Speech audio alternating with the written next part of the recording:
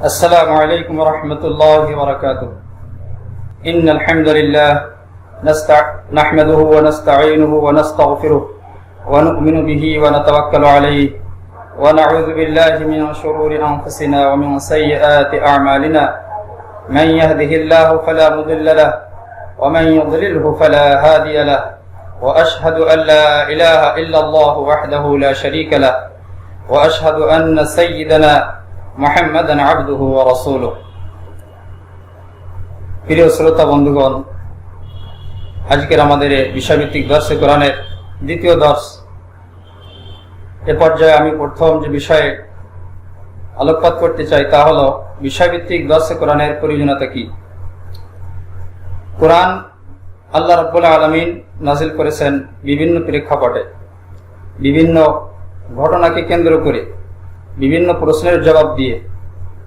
তো এই সমস্ত প্রেক্ষাপট, প্রশ্ন, এগুলোর যেহেতু কোনো ধারাবাহিকতা ছিল না, সেহেতু কোরআনের আলোচনার মধ্যেও ধারাবাহিকতা লক্ষ্য করা যায় না। কিন্তু যখন কোরআন থেকে আমরা কোনো বিষয়ের নির্দেশনা খুঁজে পেতে চাই, তখন আমাদের জন্য জরুরি হয়ে পড়ে সংশ্লিষ্ট বিষয়ের সাথে সম্পৃক্ত যত আয়াত আছে সমস্ত আয়াতকে সামনে নিয়ে আসা। তাহলেই সকল আয়াতের সমন্বিত আলোকে বিষয়টির নির্দেশনা আমরা বিশুদ্ধভাবে পেতে পারি। এজন্য দর্শে কোরআন বিষয়ভিত্তিক দর্শে কোরআন প্রয়োজন, এবং এটি আল্লাহ রসুল সাল্লাল্লাহু আলাইহি ওয়াসাল্লামের সুন্নাহ থেকে প্রমাণিত। আল্লাহ রসুল সাল্লাল্লাহু আলাইহি ওয়াসাল্লাম কোনো দীর্ঘ বিষয়ের অবতারণা করলে ওই বিষয় সংশ্লিষ্ট ছড়িয়ে ছিটিয়ে থাকা কোরআনের মধ্যে বিভিন্ন আয়াতকে আল্লাহ রসুল সাল্লাল্লাহু আলাইহি ওয়াসাল্লাম আলোচনার পর্যায়ক্রমে ব্যক্ত করেছেন। এর থেকে এটা আল্লাহ রসুলের আদর্শ প্রমাণিত হয়। সুতরাং এই আদর্শকে কেন্দ্র করেই আমরা দর্শে কোরআনের ধারাবাহিকতা চালু রাখবো ইনশাআল্লাহ। তবে এর বিপরীত এক দিক থেকে কোরআন তাফসির করা, কোরআনের দর্শ দেওয়া, সূরা ফাতিহা থেকে নিয়ে নাস পর্যন্ত ধারাবাহিকভাবে এরও প্রয়োজনীয়তা রয়েছে। তার কারণ এভাবে দর্শ দেওয়ার কারণে কোন একটি আয়াত ও দর্শে কোরআনের আওতা থেকে বাদ যায় না। তবে আমাদের বিষয় যেহেতু সুনির্দিষ্ট, প্রত্যেকটি বিষয়ের সমাধান কোরআন সুন্নাহ থেকে আহরণ করা, এজন্য আমরা রসুলের আদর্শকে সামনে রেখে বিষয়ভিত্তিক দর্শে কোরআনের ধারাবাহিকতা চালু রাখবো ইনশাআল্লাহ।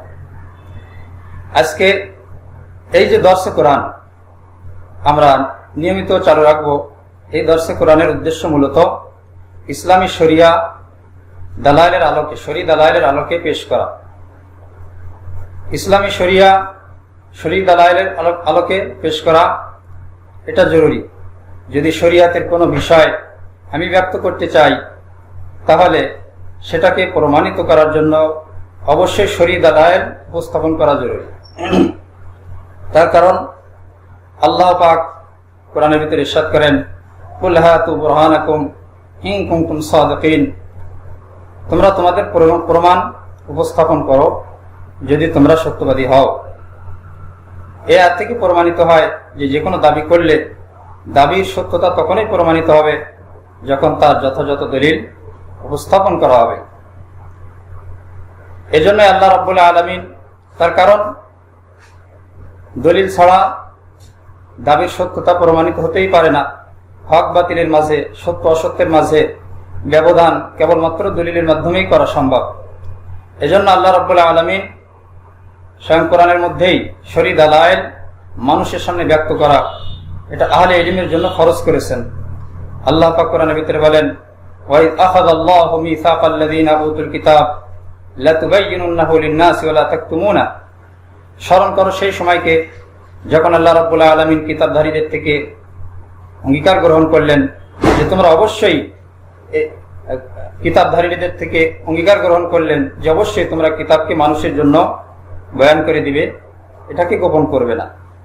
তো অত্র আয়াতে যারা কিতাবের ইলম রাখে তাদের থেকে আল্লাহ রাব্বুল আলামিন অঙ্গীকার গ্রহণ করেছেন কিতাবকে বয়ান করার জন্য। আর আল্লাহ পাকের কিতাব বয়ান করা এটা মূলত শরিয়াতের দলিল বয়ান করারই নামান্তর। তার কারণ আল্লাহ পাকের কিতাবটাই শরিয়াতের দলিল। অন্য আয়াতের ভিতরে আল্লাহ পাক ইরশাদ করেন, ইন্নাল্লাযীনা ইয়াকতুমুনা মা আনজালনা মিনাল বাইয়িনাতি ওয়াল হুদা মিন বা'দি মা বায়্যানাহু লিন-নাসি ফিল কিতাব উলাইকা ইয়ালআনুহুমুল্লাহু ওয়া ইয়ালআনুহুমুল লাঈনুন। নিশ্চয় যারা গোপন রাখে যা আমি নাযিল করেছি প্রমাণ এবং হেদায়েত থেকে মানুষের জন্য আমি তা বয়ান করে দেওয়ার পরেও তাদের প্রতি আল্লাহ পাকের লানত, তাদের প্রতি আরো লানত, অপরাপার লানতকারীদের। তো এখানে যারা শরীর দালায়েল গোপন করেন প্রয়োজন থাকা সত্ত্বেও, প্রয়োজনের স্থানেও তাদের প্রতি আল্লাহ রাব্বুল আলামিন লানত করেছেন। এর থেকেই এটার প্রয়োজনীয়তা, এটার অত্যাবশ্যকতা সুস্পষ্ট হয়ে যায়। তার কারণ ইসলামী শরিয়াতের মতো স্পর্শকাতর বিষয়, এর মধ্যে বাতিলের অনুপ্রবেশ, হক বাতিলের মাঝে একত্রিত হয়ে যাওয়া এবং উভয়টার মাঝে ব্যবধান করতে না পারা, এর মূল কারণ হল আল্লাহ পাকের অবতারিত শরীয়ত দালায়েলকে সামনে না নিয়ে আসা। এজন্য ইনশাআল্লাহ আমাদের দরসে কোরআনের মাধ্যমে আমরা যে ইসলামী শরিয়া পেশ করব, শরীয়ত দালালের আলোকেই পেশ করা হবে। ইনশাআল্লাহ চেষ্টা করব কোনো একটি দাবি দলিল ছাড়া পেশ করব না।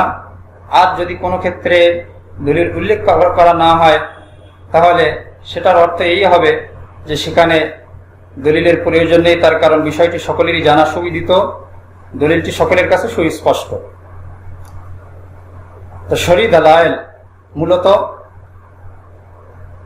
তিনটি, একটি হলো কোরআন, অপরটি হলো সুন্নাহ, আরেকটি উসওয়ায়ে সাহাবা তথা সাহাবা আদর্শ, সাহাবাদের পথ। কোরআনের মধ্যে এই তিনটি দলিলকে বিশেষভাবে আমলে নেওয়ার তাকিদ করা হয়েছে। এর মধ্যে প্রধান দলিল কোরআন, এটা সকল দলিলের উৎস। কোরআনের ব্যাখ্যা বিশ্লেষণেই রাসূলের সুন্নাহ তথা হাদিস, তার কথা, কাজ এবং সত্যায়ন, এসব কিছুই কোরআনের বিশ্লেষণ। যে কোনো হাদিস সামনে আনলে দেখা যাবে কোরআনের কোনো না কোনো আয়াতের সাথে তার প্রত্যক্ষ অথবা পরোক্ষ সম্পৃক্ততা রয়েছে। তাছাড়া কোরআন মূল হবার আরো অনেক কারণ রয়েছে, যেহেতু এটা সরাসরি আল্লাহ পাকের কালাম। হাদিস যদিও মর্ম আল্লাহর পক্ষ থেকে আগত, কিন্তু কালাম রাসূলের পক্ষ থেকে। আর কোরআন শব্দ মর্ম উভয়টি আল্লাহর পক্ষ থেকে। কোরআনের সংরক্ষণ সব থেকে মজবুত, এদিক দিয়েও কোরআন এটা বুনিয়াদি। সুতরাং আজকে পর্যায়ক্রমে ইনশাআল্লাহ কোরআন শরীয়ত দলিল হওয়ার কি দলিল, সুন্নাহ যে শরীয়তের দলিল তার কি দলিল, সাহাবা আদর্শ, সাহাবাদের পথ এটাও আমাদের শরীয়ত দলিল হিসেবে বিবেচিত, তার কি দলিল, এটা পর্যায়ক্রমে ইনশাআল্লাহ এই আলোচনা সামনে আনবো ইনশাআল্লাহ। তবে আজকে যে বিষয়টি এক্ষুনি আলোচনা আনতে চাচ্ছি তা হলো কোরআন আল্লাহ পাকের শরীয়তের বুনিয়াদি দলিল, কিন্তু এটি বুনিয়াদি দলিল হিসেবে গ্রহণযোগ্য হওয়ার জন্য আমাদের সামনে তিনটি বিষয় প্রমাণিত হওয়া দরকার। একটি হলো কোরআন আল্লাহ রাব্বুল আলামিনের বাণী, এটা প্রমাণিত হওয়া দরকার। তার কারণ ইসলামী শরিয়া মানার উদ্দেশ্য তো আল্লাহ পাকের দাসত্ব করা, আল্লাহ পাকের হুকুম মানা। তো কোরআন যদি আল্লাহ পাকের বাণী না হয়, তার নির্দেশাবলী না হয়, তাহলে কোরআন মানলে তো আল্লাহ পাকের হুকুম মানা হবে না, তার দাসত্ব হবে না। এজন্য কোরআন আল্লাহ পাকের বাণী, এটি প্রমাণিত হওয়া দরকার। দ্বিতীয়ত প্রমাণিত হওয়া দরকার যে আল্লাহ পাক কোরআনের মধ্যে যা কিছু বলেছেন সত্যই বলেছেন, তার মধ্যে মিথ্যার কোনো অবকাশ নেই, লেশমাত্র নেই, এটা প্রমাণিত হওয়া দরকার। তার কারণ ইসলামী শরিয়া মানার দ্বারা উদ্দেশ্য, দিন মানার দ্বারা উদ্দেশ্য তো মিথ্যাকে প্রত্যাখ্যান করে সত্যের অনুসরণ করা। তা আল্লাহ পাক কোরআনের মধ্যে যা বলেছেন তার মধ্যে যদি মিথ্যার মিশ্রণ থাকে তাহলে তো সেক্ষেত্রে সত্যের অনুসরণ হবে না। তৃতীয়ত আরেকটি বিষয় প্রমাণিত হওয়ার দরকার যে কোরআন অদ্যাবধি এটা সংরক্ষিত আছে, এর মধ্যে কোনো ধরনের বিকৃতি কোনো ধরনের পরিবর্তন আনা হয়নি, এই বিষয়টা প্রমাণিত হওয়া দরকার। তার কারণ কোরআন আল্লাহ রাব্বুল আলামিন নাজিল করেছেন ঠিকই, তিনি সত্য বলেছেন, কিন্তু তা যদি অন্যান্য কিতাবের মতো তাওরাত ইনজিল যেভাবে বিকৃত হয়েছে, পরিবর্তিত হয়েছে, তেমনভাবে বিকৃত হয়ে থাকে, তাহলে এর অনুসরণের মাধ্যমেও সত্যের অনুসরণ হবে না, এর আনুগত্যের মাধ্যমে আল্লাহ পাকের আনুগত্য এবং দাসত্ব বাস্তবায়িত হতে পারে না। এজন্য ইনশাআল্লাহ আমরা এই তিনটি বিষয়কে সহি দলিলের আলোকে প্রমাণ করার চেষ্টা করব। প্রথমত, আল্লাহ রাব্বুল আলামিন যে কোরআন নাজিল করেছেন, এটা আল্লাহ পাকেরই কালাম, তারই রচিত কিতাব। এর দলিল কি? এর জন্য মূলত যৌক্তিক দলিলের প্রয়োজন। তার কারণ শুধুমাত্র ঘোষণা দেওয়াই যথেষ্ট না, যেটা আল্লাহ পাকের কালাম। তার কারণ ঘোষণা যথেষ্ট তো তখনই হবে যখন নাকি এটা আল্লাহ পাকের ঘোষণাটাই আল্লাহ পাকের কথা হিসেবে প্রমাণিত হবে। সেহেতু মুসলিম অমুসলিম সকলের জন্য আল্লাহ রাব্বুল আলামিন সর্বজন গ্রহণযোগ্য একটি দলিল, যৌক্তিক দলিল, দার্শনিক দলিল পেশ করেছেন। সেটি হলো যে কোরআন যদি নাকি আল্লাহর পক্ষ থেকে না হতো, কোনো মানুষ অথবা মাখলুকে রচিত হতো, তাহলে এরকম কোরআন মানুষ আরো রচনা করতে পারত। কিন্তু আল্লাহ রাব্বুল আলামিন কোরআনের মধ্যে চ্যালেঞ্জ দিয়েছেন যে তোমাদের যদি নাকি কোনো সন্দেহ থেকে থাকে যে এই কোরআন আল্লাহর পক্ষ থেকে আগত কিনা, তাহলে তোমরা এরকম কোরআন রচনা করে দেখাও, তাহলে তোমাদের সত্যতা প্রমাণিত হবে। এই পর্যায়ে আল্লাহ রাব্বুল আলামিন প্রথমত সমগ্র কোরআনের মতো একটি কোরআন আনায়নের নির্দেশ দিয়েছেন। আল্লাহ রাব্বুল আলামিন বলেন, কুল লা ইন ইজতামাআতিল ইনসু ওয়াল জিন্নু আলা আন ইয়াতু বিমিসলি হাযাল কুরআন লা ইয়াতুনা বিমিসলিহি ওয়ালাউ কানা বা'দুহুম লিবা'দিন যাহিরা। আপনি বলুন, যদি নাকি জিন ইনসান একত্রিত হয় এরকম কোরআন আনায়ন করার জন্য, তাহলে তারা কোশ্চিনকালেও আনায়ন করতে পারবে না, যদিও তারা একে অপরের সহযোগী হয়। এরপরে আল্লাহ রাব্বুল আলামিন এই চ্যালেঞ্জকে আরো হালকা করেছেন। অন্য আয়াতে আল্লাহ পাক বলেন, আম ইয়াকুলুনা ইফতারা কুল ফাতু বিআশরি সুওয়ারিন মিসলিহি মুফতারায়াত ওয়াদউ মান ইসতাতা'তুম মিন দুনিল্লাহ ইন কুনতুম সাদিকিন। তারা এই কথা বলছে যে এই কোরআন মুহাম্মদ সাল্লাল্লাহু আলাইহি সাল্লাম নিজে তৈরি করেছে, আল্লাহ পাকের নামে চালিয়ে দিয়েছে। আপনি বলুন, তাহলে তোমরা এই কোরআনের মতো 10টি সূরা তৈরি করো এবং তোমাদের যাদের সাধ্য আছে তাদেরকে আনায়ন করো তোমাদের সহযোগিতায়, যদি নাকি তোমরা দাবিতে সত্যবাদী হয়ে থাকো। এরপরে আল্লাহ রাব্বুল আলামিন এই চ্যালেঞ্জকে আরো হালকা করেছেন। অপর আয়াতের ভিতরে আল্লাহ পাক বলেন, ওয়া ইন কুনতুম ফি রাইবিন মিম্মা নাযালনা আলা আবদিনা ফাতু বিসূরাতিন মিন মিসলিহি ওয়াদউ শুহাদাআকুম মিন দুনিল্লাহি ইন কুনতুম সাদিকিন। যদি তোমরা সন্দিহান হয়ে থাকো এই কোরআনের ব্যাপারে, তাহলে তোমরা এই কোরআনের কোনো একটি সূরার মতো একটি সূরা আনায়ন করো, তৈরি করো এবং তোমাদের সহযোগীদেরকেও তোমরা সাথে নাও যদি তোমরা সত্যবাদী হয়ে থাকো। তো আল্লাহ রাব্বুল আলামিন এখানে একটি মাত্র সূরা রচনা করার আহ্বান করেছেন, চ্যালেঞ্জ দিয়েছেন। আর একটি মাত্র সূরার মধ্যে সর্বসর্ব কনিষ্ঠ ছোট সূরাটাও চলে আসে, সূরা কাউসার, যা কোরআনের মাত্র 1 আয়াত বিশিষ্ট। এরকম একটি ছোট সূরা রচনা করার চ্যালেঞ্জ আল্লাহ রাব্বুল আলামিন ছুড়ে দিয়েছেন, কিন্তু অদ্যাবধি এই চ্যালেঞ্জ মোকাবেলা করতে কেউ সক্ষম হয়নি।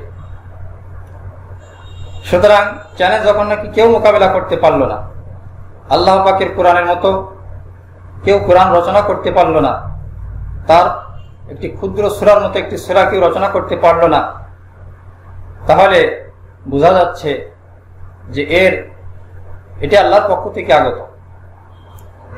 তার কারণ যদি কোনো মাখলুকের পক্ষ থেকে এটি হতো, তাহলে অপর মাখলুক অবশ্যই এই চ্যালেঞ্জ মোকাবেলার সক্ষমতা রাখত। কিন্তু যখন সক্ষম হয়নি, তাহলে বোঝা গেল এটা কোনো মাখলুকের রচিত না, বরং এই কোরআন খালেকের পক্ষ থেকে রচিত। আর আল্লাহ রাব্বুল আলামিন এক্ষেত্রে এই অজুহাত খাড়া করা অবান্তর যে ওই সময় হয়তো যে সমস্ত আরবরা ছিল তারা আরবি ভাষায় খুব বেশি অভিজ্ঞ ছিল না, যার কারণে তারা চ্যালেঞ্জ মোকাবেলা করতে পারেনি। এ ধরনের অজুহাত এখানে আনয়ন করা অবান্তর। তার কারণ এই কোরআন যখন নাজিল হয়েছে ওই সময়কার আরবরা আরবি ভাষায় সব থেকে বেশি দক্ষ ছিল, তাদেরকে জাহিলি আরব বলা হয়। তারা মাতৃকবি ছিল, কাব্যই ছিল তাদের সব থেকে সর্বশ্রেষ্ঠ কাব্য, এবং এই আরবি সাহিত্যই ছিল তাদের সব থেকে বড় গর্বের ধন। যত আরবি অভিধান আছে, এই সকল অভিধান রচিত হয়েছে সেই জাহেলি ভাষার ভিত্তিতে। আজকে আরবি সাহিত্য চর্চা করতে গেলেই সেই জাহেলি সাহিত্য সামনে আনয়ন করা লাগে।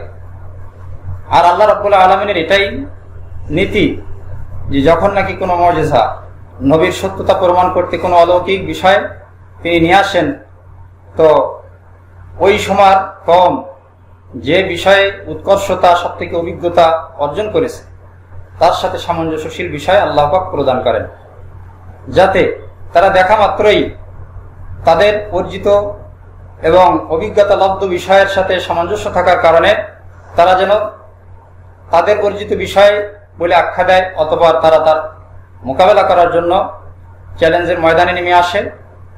এরপরে তারা পরাস্ত হয়, পরাজিত হয়, ফলে তাদের কাছে অলৌকিকত্ব প্রকাশিত হয়, প্রমাণিত হয় যে আমরা এই বিষয়ে তো সর্বাধিক অভিজ্ঞতা অর্জন করেছি, এর পরেও আমরা পরাজিত হলাম, তাহলে এটা নিশ্চয়ই আল্লাহর পক্ষ থেকে আগত।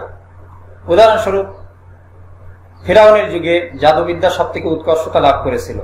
আল্লাহ রাব্বুল আলামিন মুসা আলাইহিস সালামকে যে মর্যাদা দিয়েছিলেন তার মধ্যে প্রধান মর্যাদা ছিল লাঠি, যা ছেড়ে দিলে সাপ হয়ে যেত আর ধরলে লাঠি হয়ে যেত।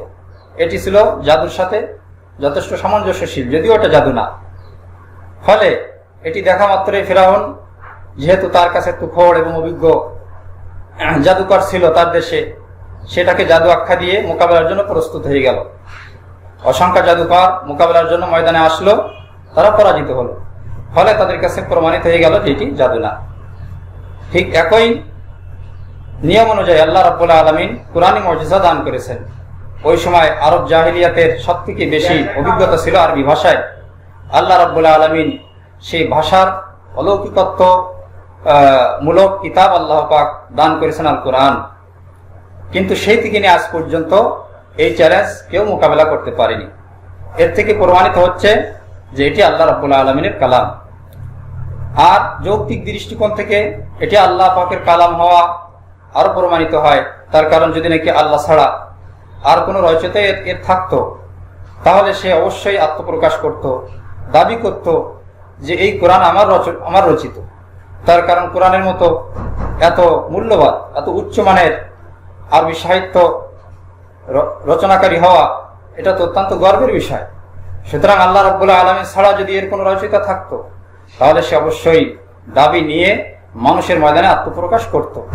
কিন্তু আজ পর্যন্ত কোরআন নিজের রচিত, আমার রচিত এরকম দাবি নিয়ে আজ পর্যন্ত কোনো কাফের আত্মপ্রকাশ করেনি।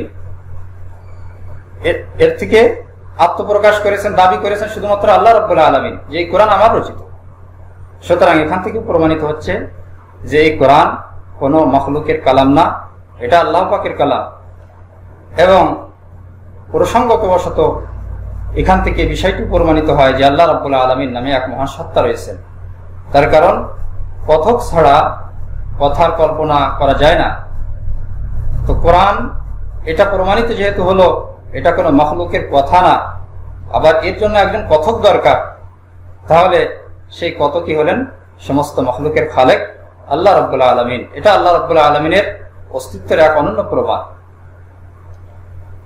দ্বিতীয়ত যে বিষয়টি প্রমাণিত হওয়া দরকার সেটি হলো আল্লাহ রাব্বুল আলামিন কোরআনের মধ্যে যা কিছু বলেছেন সব কিছুই সত্য বলেছেন, এর মধ্যে মিথ্যার কোনো লেশ নেই। এটার কি প্রমাণ? যারা কোরআনে বিশ্বাস করে তাদের জন্য তো এতটুকু যথেষ্ট যে আল্লাহ রাব্বুল আলামিন কোরআনের ভিতরে ঘোষণা দিয়েছেন, ওমান আসতাকু মিনাল্লাহি কিলা ওমান আসতাকু মিনাল্লাহি হাদিসা, আল্লাহর থেকে সত্য কথক আর কি আছে। ওয়াতাম্মাত কালিমাতু রাব্বিকা সিদকান ওয়া আদলা, তোমার রবের কথা পূর্ণতা লাভ করেছে সত্যতার সাথে, ইনসাফের সাথে। সাদাকাল্লাহু ওয়া রাসূলুহু, আল্লাহ সত্য বলেছেন, তার রাসূল সত্য বলেছেন। কোরআনের সত্যতার জন্য আল্লাহ রাব্বুল আলামিনের এই ঘোষণাগুলি যথেষ্ট মুমিনদের ক্ষেত্রে। কিন্তু যারা মুমিন না তাদের প্রয়োজন তো যুক্তি। তো এই ক্ষেত্রে যুক্তি কি হবে? এখানে আল্লাহ রাব্বুল আলামিন যে সত্য বলেছেন তার যৌক্তিক প্রমাণ হলো যে মানুষ মিথ্যা বলে নানান দুর্বলতার কারণে।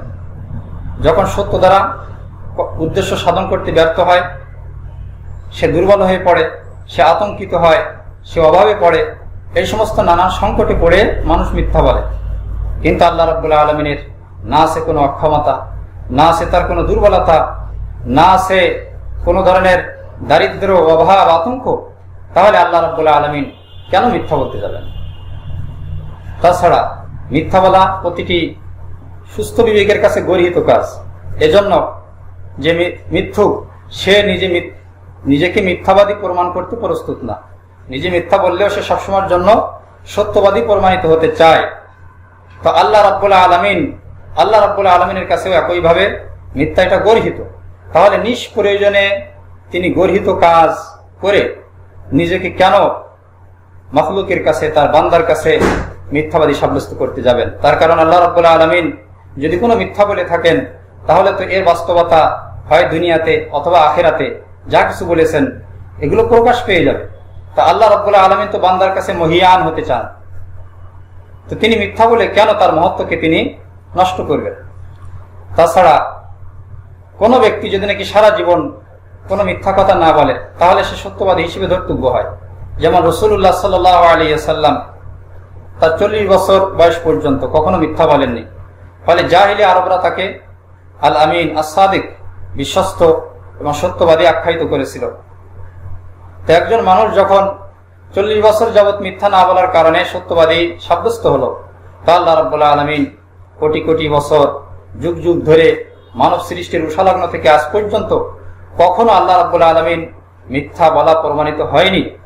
তার যত কথা কেবল সত্যতাই প্রমাণিত হয়েছে। আল্লাহ রাব্বুল আলামিন যে সমস্ত কথা বলেছেন তার পিছনে নতুন আবিষ্কার এবং নতুন নতুন গবেষণা তার সত্যতা প্রমাণ করেই চলেছে। বিজ্ঞান যখনই আল্লাহ পাকের কোরআনের কোনো বিরোধী মত ব্যক্ত করেছে, পরবর্তী বিজ্ঞান, পরবর্তী গবেষণা পূর্ববর্তী বিজ্ঞানকে নস্যাৎ করে দিয়েছে, ভুল সাব্যস্ত করেছে এবং আল্লাহ রাব্বুল আলামিনের কথাকেই যথার্থ ও সত্য দাবি করেছে। সুতরাং আল্লাহ রাব্বুল আলামিন যুগ যুগ ধরে সীমাহীন কালের মধ্যে আল্লাহ রাব্বুল আলামিন যখন কখনো মিথ্যা বললেন না, তাহলে তিনি সত্যবাদী হবেন। তার মধ্যে মিথ্যার সন্দেহ আনা ভিত্তিহীন। যারা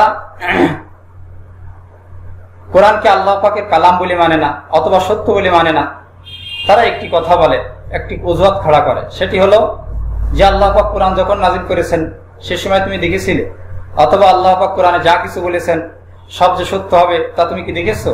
আখিরাতে কি কি ঘটবে তা কি তোমার দেখা আছে নাকি? এই একটি যুক্তি খাড়া করা হয়। আসলে এই যুক্তিটাই অযৌক্তিক, এটার কোনো ভিত্তি নেই। তার কারণ আমাদের বাস্তব জীবনে অসংখ্য বিষয় রয়েছে যা না দেখা সত্ত্বেও আমরা সন্দেহাতীতভাবে বিশ্বাস করে থাকি। আমেরিকা, সৌদি আরব ইত্যাদি দেশ বলে কিছু দেশ দুনিয়াতে আছে, এটি দুনিয়ার কোনো মানুষ অবিশ্বাস করে না। নাস্তিক আস্তিক নির্বিশেষে কেউ এটাকে অবিশ্বাস করে না, যদিও সে উক্ত দেশ না দেখে থাকে। এরকম আরো অসংখ্য বিষয় আছে যেগুলো না দেখে আমরা বিশ্বাস করে থাকি। তাহলে আল্লাহ রাব্বুল আলামিন এর কালাম আল কোরআন, এটা আল্লাহ রাব্বুল আলামিন সরাসরি যখন বলেছেন তখন দেখতে হবে, যা বলেছেন সেটা সত্য হতে গেলে তা দেখতে হবে, এরকম শর্ত করা এটা সম্পূর্ণ ভিত্তিহীন। এটা যুক্তির নামে অযৌক্তিক কল্পনা বিলাস বই কিছু না। এর থেকে আমাদের বেরিয়ে আসতে হবে। তৃতীয় যে বিষয়টি প্রমাণিত হওয়া দরকার তা হলো কোরআন অদ্যাবধি সংরক্ষিত। এর মধ্যে কোনো ধরনের পরিবর্তন আসেনি, শব্দের মধ্যে কোনো ধরনের বিকৃতি সাধন করা হয়নি। এর প্রমাণ কি? এর প্রমাণ আল্লাহ রাব্বুল আলামিন কোরআনের নিজের ভিতরে নিজেই ঘোষণা দিয়েছেন, ইন্না নাহনু নাযালনা যিকরা ওয়া ইন্না লাহু লাহাফিজুন। এই কোরআন আমি নাজিল করেছি আর আমি এর সংরক্ষক। লা ইয়াতিহিল বাতিলু মিন বাইনি ইয়াদাইহি ওয়া লা মিন খালফিহি। এই কোরআনের মধ্যে কোনো বাতিল আসতে পারে না তার পিছ দিয়ে অথবা সামনে দিয়ে। সুতরাং আল্লাহ রাব্বুল আলামিন নিজেই যখন এর সংরক্ষক হলেন আর আল্লাহ রাব্বুল আলামিনকে পরাস্তকারী কেউ নেই, তাহলে এই কোরআন অবশ্যই সংরক্ষিত। যৌক্তিক দৃষ্টিকোণ থেকে কোরআন সংরক্ষিত হবার কারণ, যদি এর মধ্যে কোনো ধরনের পরিবর্তন আর বিকৃতি আসতো, মানুষের হস্তক্ষেপ এর মধ্যে পড়তো, তাহলে অবশ্যই সেই অংশের মোকাবেলা তার চ্যালেঞ্জ মানুষ গ্রহণ করতে পারত। অর্থাৎ কোরআনের মধ্যে আল্লাহ রাব্বুল আলামিন যে চ্যালেঞ্জ করে রেখেছেন, যে কোরআন যদি নাকি আল্লাহর পক্ষ থেকে না হয়ে থাকে, তাহলে তোমরা এই কোরআনের মতো কোনো কোরআন একটি সূরা আনয়ন করো। তো এর মধ্যে এর কোনো অংশ যদি নাকি মানব রচিত হতো, তাহলে সেই অংশের মতো আরেকটি অংশ মানুষ রচনা করে দেখাতে পারত। কিন্তু আজ পর্যন্ত দুনিয়ার কোনো কাফের দাবি করেনি যে দুনিয়ার কোনো কাফের কোরআনের কোনো অংশের মতো অংশ কোন একটি সূরার মতো সূরা রচনা করতে সক্ষম হয়নি। আজ পর্যন্ত কেউ দাবি করিনি যে আমার এই রচিত আরবি রচনা এটা কোরআনের সমমানের হয়েছে। এরকম দাবি আজ পর্যন্ত কোনো মুসলিম তো দূরে থাক, কোনো মুসলিমও করেনি। সুতরাং যদি নাকি এটা প্রমাণ যে কোরআন আজ পর্যন্ত সংরক্ষিত আছে, সুতরাং যখন নাকি প্রমাণিত হলো যে আল্লাহ রাব্বুল আলামিন কোরআন নাজিল করেছেন, এই কোরআন আল্লাহ পাকের বাণী এবং আল্লাহ রাব্বুল আলামিন সত্যই বলেছেন, কোরআন আজ পর্যন্ত সংরক্ষিত আছে, তো এটা শরিয়াতের দলিল, ইসলামী শরিয়ার দলিল। তার কারণ ইসলামী শরিয়া এটা আল্লাহ রাব্বুল আলামিনের শরিয়া, তার জন্য যা প্রয়োজন ছিল তার সবকিছুই আমরা এখানে তার সবকিছুর প্রমাণ আমরা এখানে পাচ্ছি।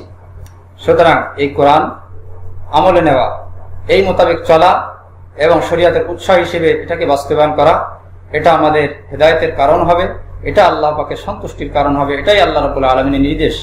আল্লাহ পাক কোরআনের ভিতরে বলেন, ওয়াহাদা কিতাবুন আনজালনাহু মুবারাকুম ফাত্তাবিউহু ওয়াত্তাকু লাআল্লাকুম তুরহামুন। এই বরকতময় কিতাব আমি নাজিল করেছি, সুতরাং তোমরা এটার আনুগত্য করো যাতে তোমরা আল্লাহ পাকের রহমত প্রাপ্ত হও। সামনে ইনশাআল্লাহ আমরা সুন্নাহর শরীয়ত দলিলের মান এবং সাহাবাদের পথ, এটা শরীয়ত দলিল হিসেবে কোন মান রাখে, কিভাবে রাখে, কোন দলিলের ভিত্তিতে, সেগুলো ইনশাআল্লাহ পর্যায়ক্রমে ব্যক্ত করব। আজকের আলোচনা এখানে শেষ করছি। আসসালামু আলাইকুম ওয়া রাহমাতুল্লাহি ওয়া বারাকাতুহু।